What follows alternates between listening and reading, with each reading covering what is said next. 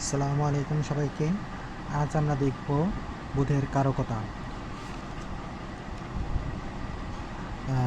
কারো হাতে যদি বুধ শুভ থাকে, এই স্থানটি হলো বুধ, কারো হাতে যদি বুধ শুভ থাকে তাহলে তিনি কি কি গুণের অধিকারী হয় তা জানব। বুধ শুভ হলে জাতক চিন্তাশীল হয়, বাকপটু এবং তার সাহায্যে বহু লোকের মন জয়ী হয়।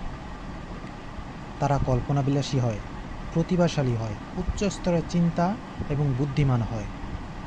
তারা যশস্বী হয়, তারা ভদ্র হয়, সৌজন্যবোধ তাদের অনেক বেশি থাকে, উদার স্বভাব, রহস্যভেদকারী হয়, তাদের মন হয় কোমল, স্নেহ ও প্রেম ভাব থাকে।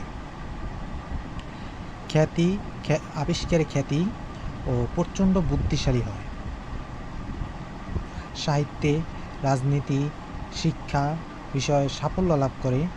তাছাড়া নৃত্য, বাদ্য, অভিনয়, কাব্য, হিসাবশাস্ত্র, চিকিৎসা, আইন, ডাক্তারি, আয়কর প্রভৃতিতে জাতক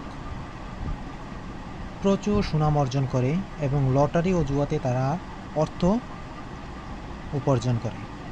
এই বুধের ক্ষেত্র যদি কারো হাতে শুভ থাকে।